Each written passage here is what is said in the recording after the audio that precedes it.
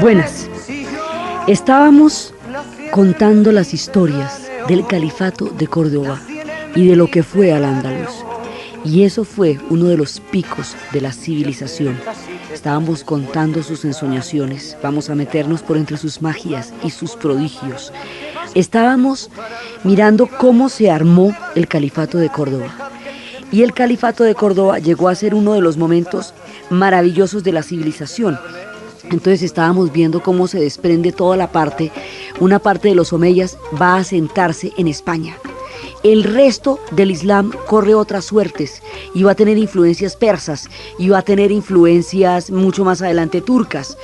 Pero este que queda en España es totalmente árabe. A diferencia del resto del mundo musulmán, donde se mezclan muchos pueblos y muchas influencias, este es el mundo árabe en lo que los árabes produjeron.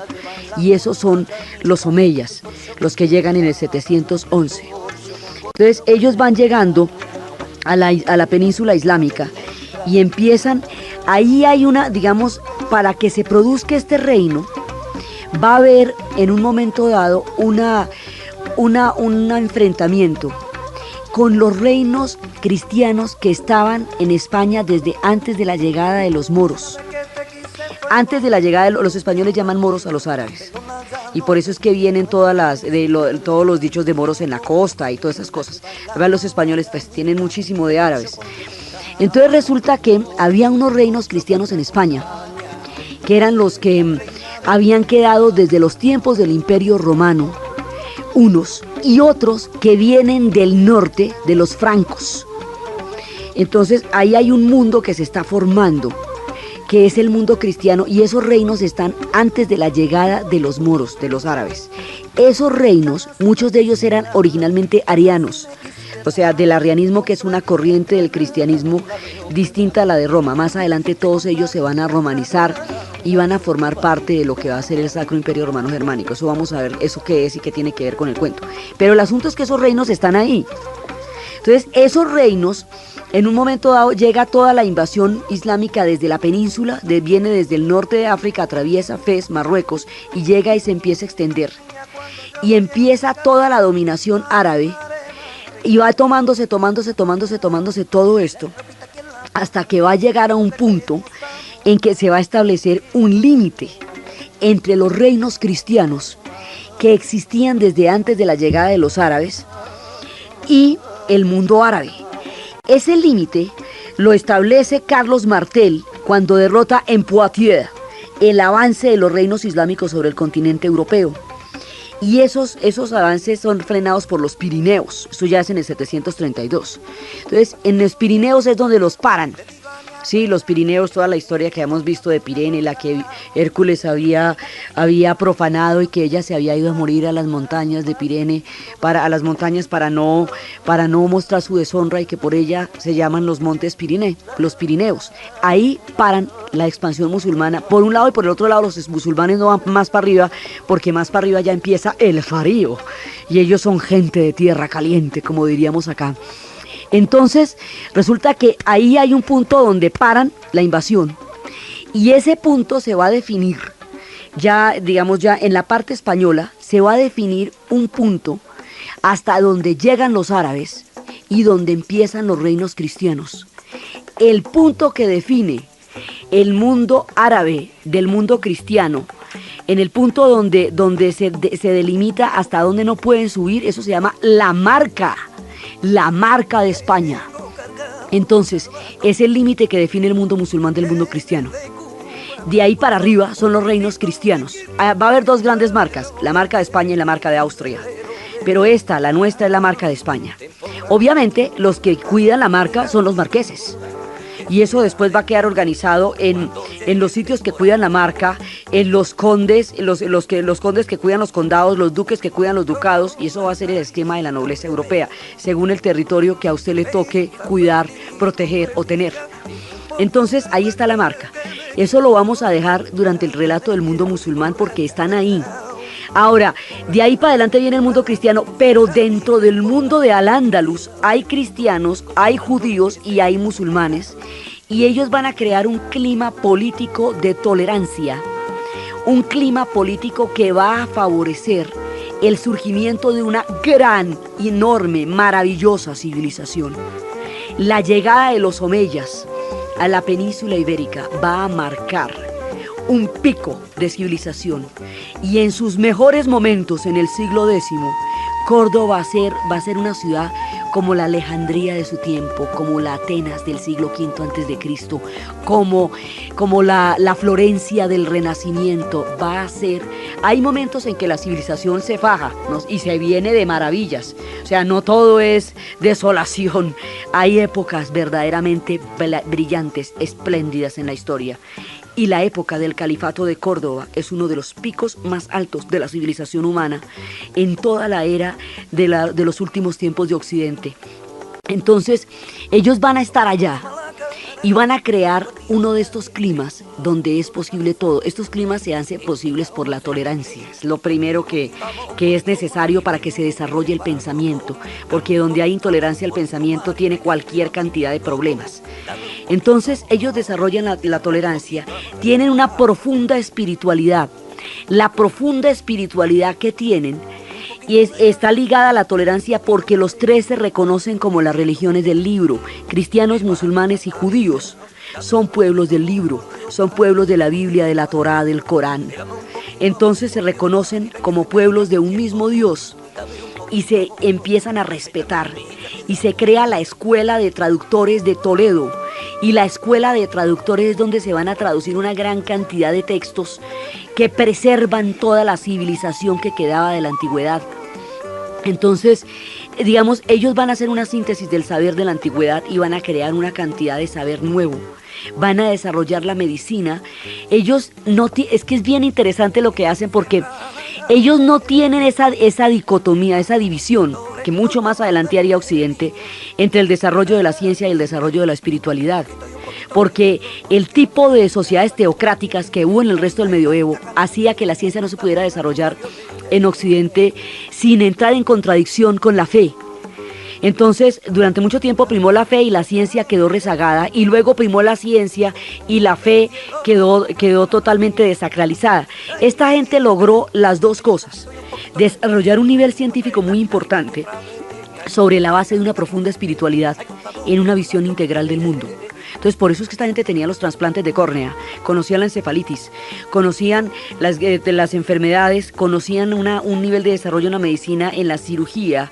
Los instrumentales médicos que hay en la Torre de la Calahorra uno no se los imagina, y era de la medicina de Avicenas. Y más adelante, ya en el siglo XI es cuando va a llegar Averroes con las traducciones de Aristóteles, y van a llegar con todos los saberes de la antigüedad. Y todo esto va a juntar un clima intelectual, poético, científico y espiritual sin precedentes en su tiempo. Entonces, en esta época, ellos son un pueblo mágico y un pueblo lleno de historias de amor. Entonces son las historias de amor que se cuentan en estas épocas, son absolutamente hermosas, porque cuentan de en Granada, digamos, los centros más importantes son Córdoba, que es como la capital del califato, y Granada. En Granada hay una sierra nevada que permanentemente está siempre cubierta por los copos de nieve. Entonces allá había una mujer mora, de la cual se va a enamorar profunda y perdidamente un califa. Y se va a enamorar de ella de la manera más impresionante. Y le dice que se vaya con él a Córdoba. Y ella le dice que ella no se puede ir con él a Córdoba, porque ella no puede vivir sin la nieve de las Sierras Nevadas de Granada. Entonces él le dice que si él es capaz de hacerle sentir la belleza y el esplendor de la nieve de las Sierras de Granada en Córdoba, que si ella se iría con él. Entonces ella le dice que si él es capaz de lograr ese milagro, ella lo haría. Entonces el hombre lo que hace es que siembra su gran palacio que se llama Medina al-Sahara. Y en Medina al-Sahara, él llena eso de azahares y azahares y azahares. Y el día que todos los azahares están totalmente florecidos, cuando eso está completamente hermoso, la lleva. Y los azahares florecidos, alrededor del esplendor y la magnificencia de Medina al-Sahara, la hacen sentir a ella la belleza de lo que había visto siempre desde su ventana en las sierras de Córdoba, en las sierras de Granada. Y entonces, cuando ella siente esa misma poesía, en Córdoba, que tuvo toda su vida en Granada, decide apoyar y corresponder al amor del califa y vivir con él allá. Y lo que es hoy Medina al Sahara está enmarcado en el amor de ese califa y su mora que vio en los azares florecidos la poesía de lo que eran los copos de nieve de Granada. Y Granada se convierte en una ciudad de una belleza tan impresionante que tienen muchas leyendas acerca de la belleza de la ciudad. Una de las leyendas de cómo sería de hermosa, que no verla sería lo más triste que le pasara a alguien. Y alrededor de eso hay una leyenda que es la que vamos a ver después. La historia es que Granada es tan bella, tan hermosa, que hay una leyenda en la ciudad que un ciego le pidió limosna a una señora y la señora se quedó pensándolo y entonces otro personaje le dice: dadle limosna, señora, que no hay infortunio más grande que el de ser ciego en Granada. Y claro, uno mira a Granada y uno dice: no, debe ser muy tenaz uno ser ciego acá, porque es demasiado hermosa, porque está el Albaicín todo vestido de blanco, porque está la Alhambra, que es impresionante, y con la Alhambra empiezan las historias también de ellos, los mitos y las leyendas. Cuentan que uno del rey Aben Habuz, rey de Granada, quería descansar ya en la vejez, porque había sido un príncipe que había conquistado grandes territorios y ya quería estar fuera de los peligros de la guerra. Entonces él tomó todas las precauciones para poder estar tranquilo y se fue en ese momento a la Alhambra y buscó un consejero que le ayudara a fortalecer las posiciones y todo eso y a buscar un sitio donde pudiera estar en paz. Pero resulta que los asedios de la época hacían muy difícil que él estuviera en paz. Y buscó un gran astrólogo, y uno de los más majestuosos y de los más sabios, un tipo que tenía la barba hasta la cintura, que tenía unos ojos penetrantes, una inteligencia sobrehumana, era grave, majestuoso, era más tenaz que cualquier mulada de Granada. Este personaje, mejor dicho, era el tremendo. Entonces este personaje llega y lo ve afligido y empieza a contarle de toda la sabiduría que él ha conocido en Egipto. Y él ha visto que en Egipto había esfinges como la figura de un carnero y encima la de un gallo que giraban alrededor como de una veleta, y que eso le sugería a la gente que si había amenaza de invasión giraban en la dirección en la que estaba el enemigo y el gallo cantaba. Entonces los habitantes de Borsa podían tener tiempo para poderse preparar en el momento en que llegaran cualquier tipo de amenaza de los enemigos. Entonces empieza a sugerirle cómo es que va a hacer esto. Y empieza a contarle de las orillas del Nilo, del misterioso país, de las piedras que había dentro, de lo que pasaba en el interior de las pirámides. Bueno, le eché un montón de cuentos. Y con un pedazo de piedra de esas y con un montón de historias y de magias y de sortilegios y de encantamientos, este personaje va a crear una especie sobre una de las torres. Va a crear, como haga de cuenta, como un simulador, como un juego de video hoy día. Era como un campo, era como una especie de ajedrez donde se veía si los enemigos venían o no. Y había una flecha mágica, un talismán. Si él quería que los enemigos se destrozaran entre sí, tenía que tocar, se vencieran entre sí, tenía que tocar la punta de la flecha. Pero si quería que se destruyeran totalmente, tenía que tocar completamente la parte de la flecha. Y según el toque que él le hiciera a la flecha, pasaba eso en la realidad de la batalla afuera de la fortaleza. Entonces, de esa manera, siempre pudo defenderla sin necesidad de alarmar a todos sus habitantes. Y entonces, el astrólogo al principio, que era un gran filósofo y todo al principio, no aceptó todas las atenciones y dijo que no, más bien él se quedaba en una cueva. Entonces, bueno, se quedó en una cueva, no aceptaba las atenciones, pero luego ya hizo que la cueva se la llenaran de tapetes persas traídos de Isfahán, que son los tapetes más magníficos que hay, porque son los que se pueden ver como cristalinos toda la espiritualidad de esos pueblos, y se hizo trajer danzarinas. Mejor dicho, uno decía, oiga, pero para ser un hombre tan ermitaño era bastante sibarita este señor. Y la cueva la vuelve un palacio buenísimo y digamos cada vez va cosechando más riquezas, diciendo que no las necesita, dándole el talismán de protección al rey para Granada, para la Alhambra. Un día se indica la presencia del peligro. Los hombres de él van a verlos y el peligro, no aparece ningún soldado, nada. Solo aparece una hermosa mujer una princesa, hija de un godo, ataviada con ropas muy lujosas, lo que indica que es de un alto linaje. Y entonces la toman prisionera y la llevan allá.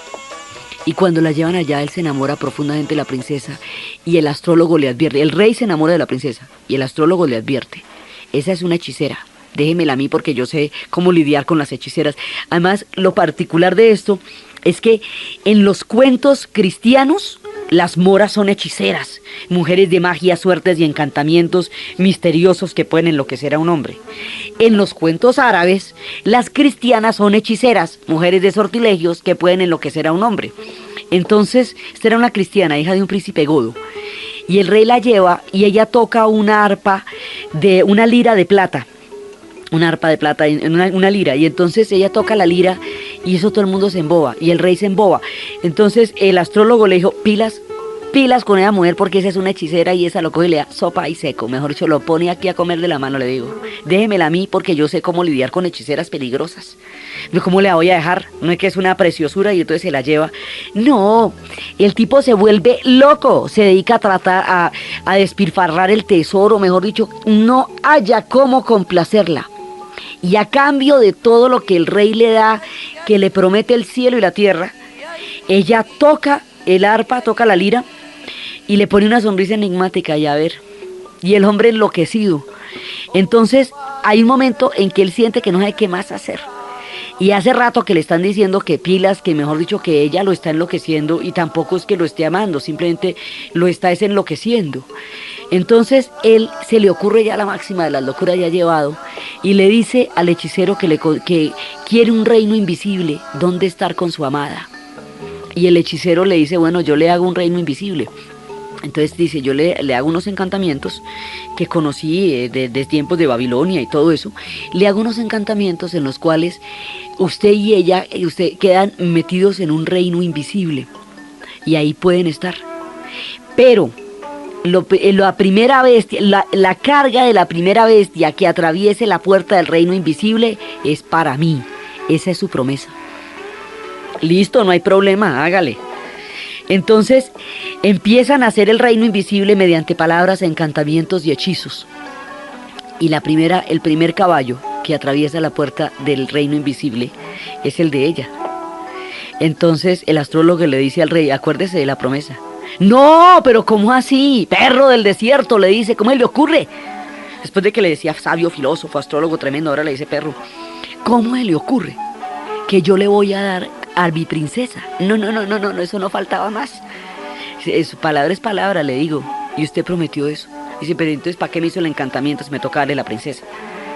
Entonces cuando el astrólogo se da cuenta que el rey no va a cumplir su palabra, toma a la princesa con el caballo, pronuncia las palabras mágicas y se vuelve invisible y se va con todo y talismán. Y después ya las invasiones asolarán los castillos y ya después las fortalezas no se van a poder defender y el rey queda totalmente desconcertado porque la avaricia de ambos los llevó a la perdición y a él lo deja en la soledad y la locura de la hechicera efectivamente prácticamente acabó con el reino. Dicen que debajo de la fortaleza de la Alhambra, si uno se queda realmente silencioso y escucha con atención, se puede todavía escuchar la lira de plata de la hermosa princesa Goda con la que se quedó el hechicero. Dicen que el hechicero y la princesa, que el astrólogo y la princesa aún viven bajo la montaña de la torre donde está edificada la Alhambra y que la lira se escucha en los tiempos en que el silencio interior lo permite.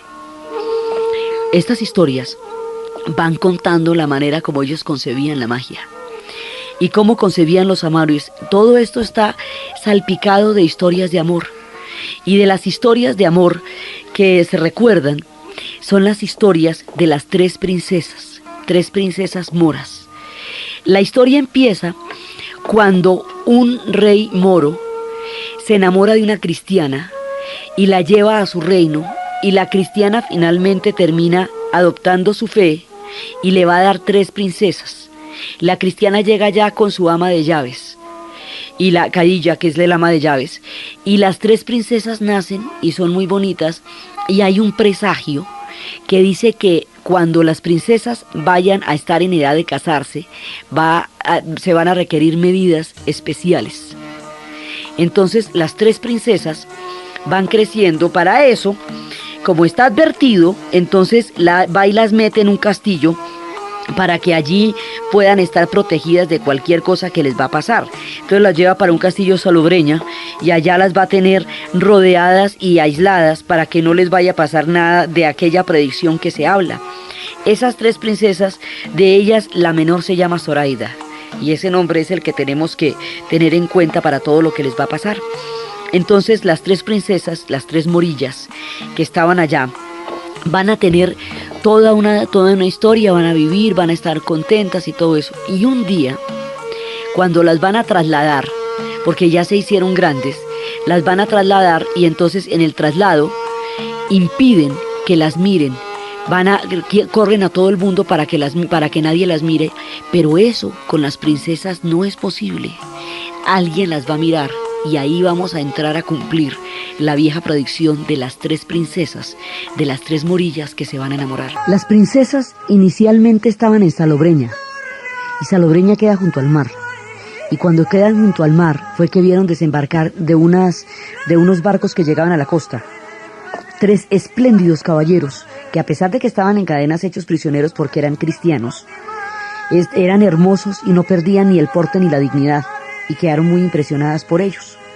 Entonces, inmediatamente la niñera siente el presentimiento de la antigua predicción.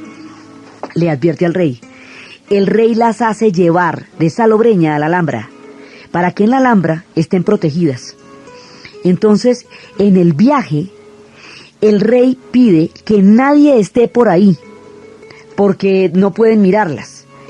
Pero eso no se puede cumplir, bajo orden de muerte, pues que el que esté por ahí lo matan. Entonces, cuando se las llevan, están de regreso en ese momento los caballeros prisioneros.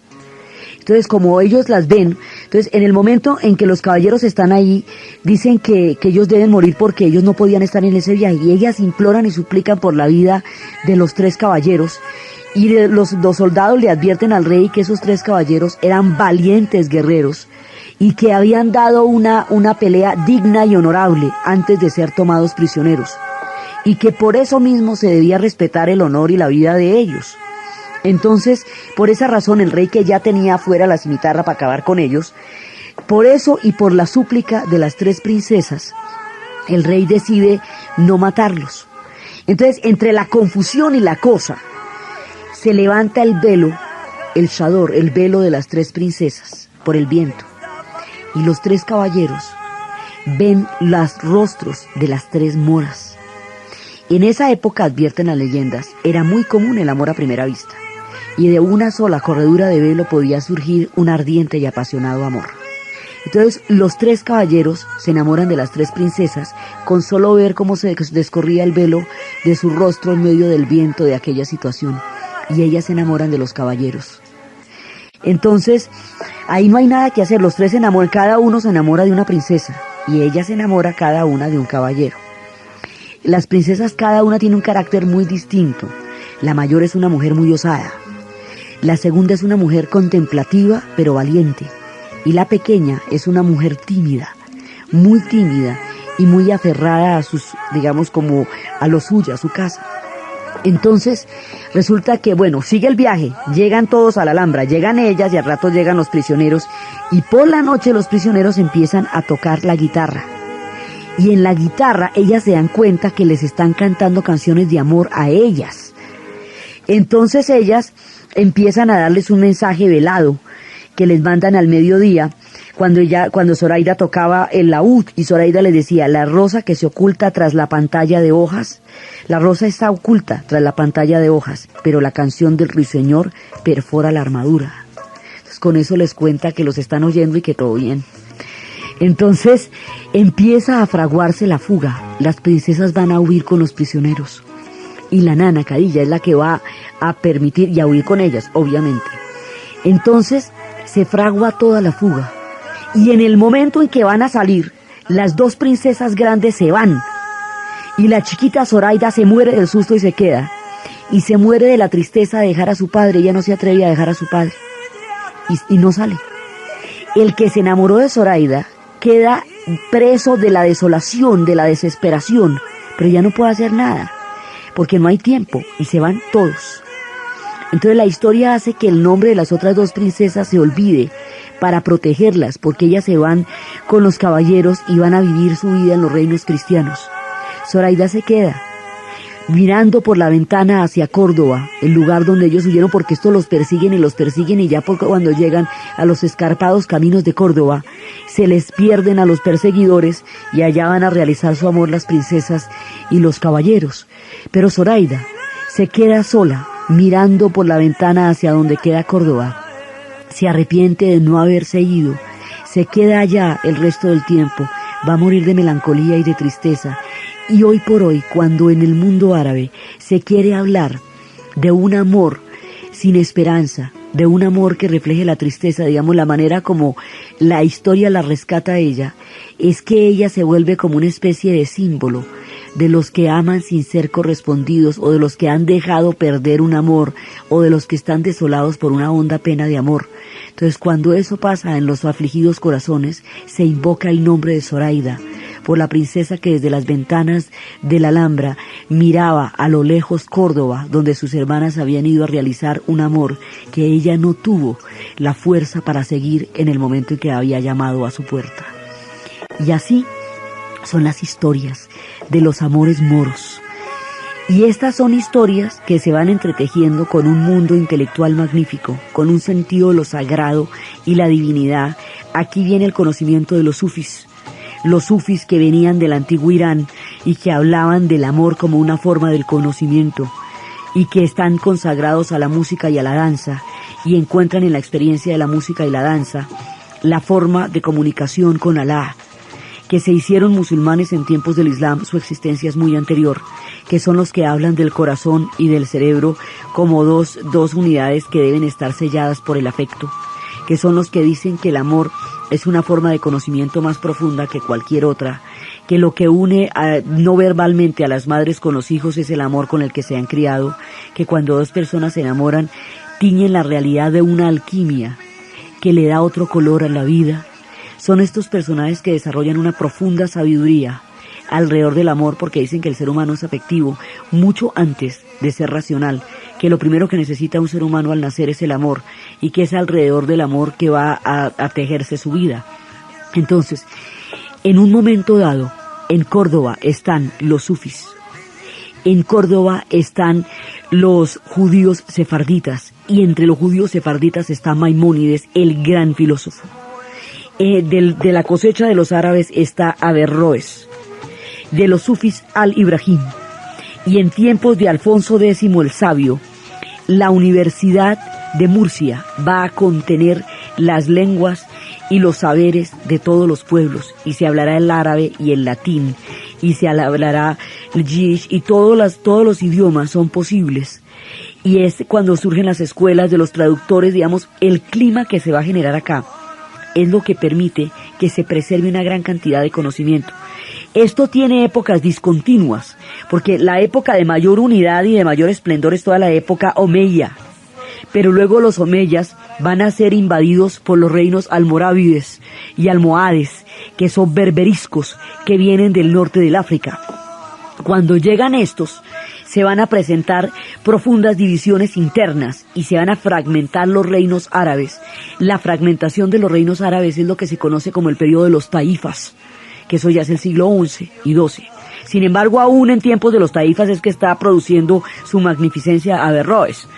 Entonces, digamos, el esplendor no se pierde, pero hay épocas de gran unidad en la fe y en todo, como el periodo omeya, y hay épocas de invasiones como los almorávides y los almohades, y hay épocas de fragmentación como ya la última parte de los taifas.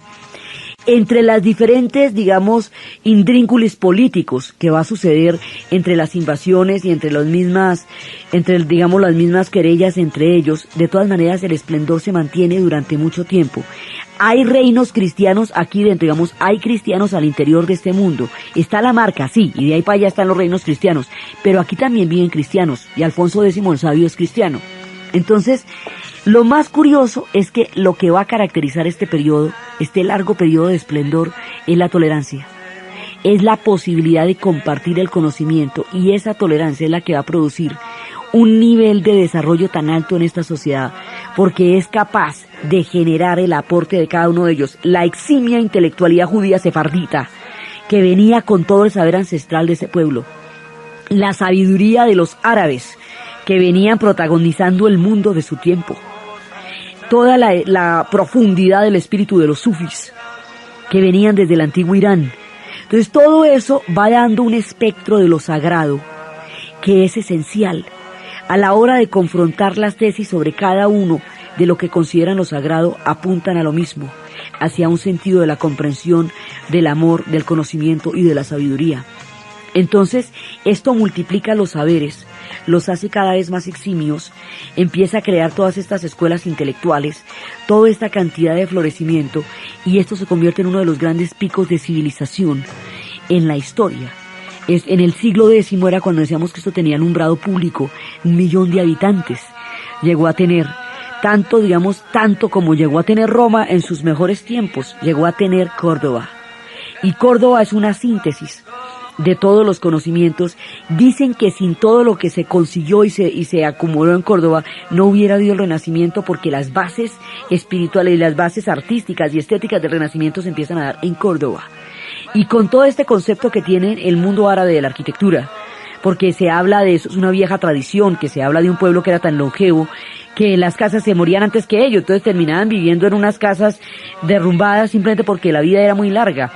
Entonces decidieron hacer casas que fueran lo suficientemente estructuradas y maravillosas para vivir su longevidad, y crearon los grandes arcos y crearon las grandes murallas con los jardines y las fuentes interiores.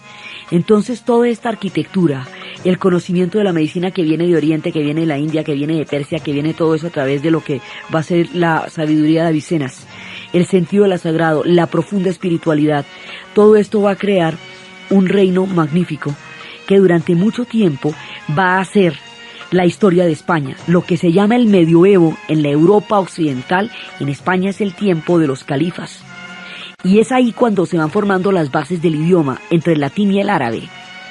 Entonces por eso es que nosotros tenemos 3000 vocablos árabes en el español. Y por eso es que nosotros no decimos blue ni bleu, sino azul. Y no decimos sucre ni sugar, sino azúcar. Nosotros decimos todo lo que tiene al, para un día que estén, digamos, desocupados, pónganse a ver todo lo que tiene al en español. Para, pues digamos, para guardar las cosas en la alacena, almacenar el agua en el aljibe, ¿sí? Y comer almojábanas. Y todo esto, ellos por ejemplo tenían estos jugos que le ponían leche y los llamaban sorbetes, por ejemplo. Todas las cosas, muchísimas cosas de la vida cotidiana, las almojábanas que uno se come, son de toda esta época. Ellos tenían una masa que se hacía con garbanzo, y que se hacía con otras cosas, y entonces más adelante los cristianos le llamaban la masa mora, pues que es la masa morra, y puede ser masa morra chiquita si quiere. Entonces, si usted se pone a mirar la cantidad de influencia árabe que hay en nosotros, pues basta mirar los rasgos de la calle de la gente en la calle. ¿Cuántos de nosotros tenemos muchos rasgos moros que son de todos estos tiempos? Entonces esto es una influencia importante, definitiva, y que va a dejar toda una huella duradera que se ve actualmente en Córdoba, en Granada, en Sevilla. Mientras tanto, en el resto de Europa estaban pasando otras cosas. Mientras todo esto estaba pasando, el Al-Ándalus, mientras todos estos esplendores estaban viviendo en una civilización tan sofisticada, tan refinada y tan equilibrada entre el espíritu y la tecnología. Habíamos hablado de cómo los pueblos que hoy tienen la tecnología no tienen la profundidad espiritual, y los pueblos que hoy tienen la profundidad espiritual no tienen la tecnología, porque se presentaron disociaciones muy fuertes después entre el desarrollo de la ciencia y el sentido sagrado de la vida. Y una y otras, cuando primaron, excluyeron a la siguiente. Toda esa dicotomía que se produce en Occidente no se va a producir en el mundo de Andalucía, porque al contrario era sobre el marco de la espiritualidad que se reconocía el avance de la ciencia, y la ciencia era una de las muchas manifestaciones de la divinidad y de la grandeza de Alá. Entonces, por eso ellos conocen secretos de los que hoy carecemos, equilibrios que hoy no tenemos, el secreto de la tolerancia, el equilibrio entre el espíritu y el desarrollo, la combinación con la poesía, la profunda apreciación por las culturas de todos los pueblos en ellos contenidos, hacían que estos reinos fueran puntos maravillosos en los umbrales de la historia humana de las civilizaciones. Mientras tanto, en la Europa occidental, eso se había vuelto una locura de todos los pueblos vándalos, los suevos, todos estos pueblos asolando Europa, convirtiendo esto en un lugar completamente caótico. Entonces, el mínimo punto de unidad que va a surgir en Europa va a quedar de la siguiente manera. Los reinos lombardos intentan atacar al papado en Roma. Entonces, Pipino el Breve, el padre de Carlomagno, defiende al Papa del ataque de los reinos lombardos. Al defenderlo logra eludirlos, logra derrotarlos. Y su hijo, Carlomagno, va a hacer el siguiente pacto con el Papa.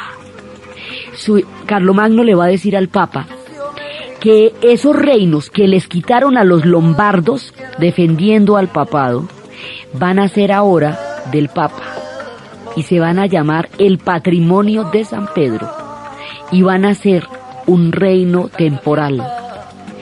Y a cambio de eso, el Papa nombra a Carlomagno emperador. Y ellos fundan sobre esta alianza lo que se conocerá como el Sacro Imperio Romano Germánico, porque se hace sobre Roma, se hace con los reinos germanos. En ese momento, cuando a Carlomagno lo nombran emperador, estamos en el año 800, inmediatamente se produce una ruptura con Bizancio, porque no es que Bizancio era la heredera de la Roma de Oriente y eso tenía el emperador de Bizancio. Entonces, si usted nombra a un emperador en Roma, usted está desconociendo al emperador de Bizancio, y eso es serio. Y ahí se produce una ruptura entre las dos iglesias también y entre los dos poderes. Y ahí al mismo tiempo la iglesia empieza a tener un poder terrenal, cosa que nunca antes había tenido, porque precisamente lo que decía en la época de los bárbaros era que lo que Cristo custodiaba no lo destruía el bárbaro, porque su reino no era de este mundo. Y el aval que tuvo el cristianismo a la caída del Imperio Romano era que era capaz de producir una nueva idea, que era un reino espiritual, que estaba más allá de todas las contingencias del mundo material, porque no era de este mundo. Pues a partir de Carlomagno el reino se vuelve de este mundo, porque empiezan a llegar los territorios para los papas. Entonces, para sostener esos territorios empezarán los diezmos y las indulgencias, y van a crearse los estados papales. Ese es el origen de los estados, y ese es el origen de posesiones materiales, grandes posesiones materiales, que van a tener en ese momento la iglesia, y que antes no podía tener, porque precisamente su reino no era de este mundo. Mucho más adelante, muchos siglos después, por este pacto es que va a surgir la reforma y la ruptura con la iglesia protestante, porque los protestantes dirán que un reino material no es concebible y que las indulgencias no podrían ser aceptadas, y eso es lo que Lutero, que es alemán de estos reinos del Sacro Imperio, va a protestar contra eso, de manera tal que va a quedar protestante y se va a romper las iglesias. Hemos dicho, de este pacto salen las rupturas de las iglesias, con Oriente y mucho tiempo más adelante con los protestantes. Pero este pacto, que le da tierras al papado, es el que conserva una mínima unidad en Europa. Sin este pacto, sin el Sacro Imperio Romano Germánico, Europa se hubiera disuelto entre las invasiones bárbaras y probablemente nunca hubiera aguantado lo suficiente para poder conocer el Renacimiento.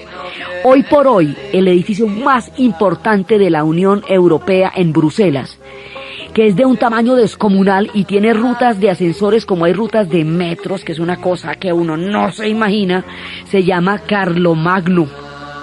Por eso, porque la unidad de Europa se fundamenta en este pacto entre Carlomagno y el Papa. Entonces, las tierras las dividen en las tierras centrales, que son los condados. El que cuida las tierras centrales es el conde. A las orillas están los ducados. El que cuida los ducados es el duque. Y en las finales, ya digamos en la pura periferia, está la marca. Y el que cuida la marca es el marqués. Y de ahí sale la nobleza. El duque, el conde, el marqués es el que cuida el territorio que Carlomagno ha definido de esa manera. Entonces, los límites del Sacro Imperio Romano Germánico están dados por dos marcas, la marca de España y la marca de Austria. Y ahí es donde, digamos, son los confines del reino. Entonces, la parte cristiana de nuestra historia está enmarcada dentro del mundo de Carlomagno. viene de los reinos francos, que proceden del norte de Francia, y hace que pueblos como los catalanes tengan mucho más que ver con los francos que con los españoles, y que pueblos como los vascos estén contenidos dentro de los reinos cristianos que están más allá de la marca. Entonces, al otro lado del mundo musulmán se está creando el mundo del Sacro Imperio Romano Germánico y se está consolidando la mínima unidad europea que permite que el continente exista como tal. No existiría Unión Europea ni nada de eso si esto no hubiera existido, porque si no desaparecen entre todas las invasiones y entre toda la cantidad de avatares que sufrió Europa en esa época. Esto es lo que va a dar la seguridad, digamos. Aquí hay un marco de seguridad y de protección donde se ponen de acuerdo en la jerarquía entre el Papa y el Emperador. Y por eso juntan los dos poderes, el poder terrenal y el poder espiritual. Y se llama Sacro Imperio Romano Germánico porque ahí juntan todo lo que están necesitando unir, el poder terrenal, el poder espiritual, los reinos romanos con los reinos germanos, porque hace mucho tiempo, desde que el imperio decayó, los germanos han ido tomando lo que antes fue Roma y la fueron germanizando. Entonces, esos pueblos se van a encontrar, ninguna de las alianzas que se van a dar en el siglo XX son gratuitas, todas vienen de atrás. Romanos y germanos van a gobernar juntos. Y es contra estos reinos que vienen de Carlomagno, que se acercan hasta la Marca, estos reinos van a tratar de sacar a los moros de toda la península ibérica. En esa sacada, esa guerra, se va a llamar la Reconquista. Porque como esos reinos antes de ser moros eran cristianos, entonces van a llamar la Reconquista y aquí va a haber una guerra tenaz que va a terminar con la expulsión de los moros y el fin de Al-Ándalus y con la expulsión de los judíos sefarditas. Esta historia va a estar enmarcada por don Rodrigo Ruiz Díaz de Vivar, el Cid campeador. Entonces las historias del cantar del Meo Cid y de su amada doña Jimena y de todas las convulsiones que se van a producir en este enfrentamiento son los que vamos a ver en el siguiente programa. Entonces, desde los espacios de las ignóticas tierras de Granada, de las azahares de Alzahara Medina, de los amores de las tres princesas, de la tristeza de Zoraida, del embrujo del astrólogo y de la ambición del rey y de la lira que aún suena bajo la torre de la montaña donde está edificada la Alhambra, en la narración Diana Uribe, en la producción Jessy Rodríguez y para ustedes, feliz domingo.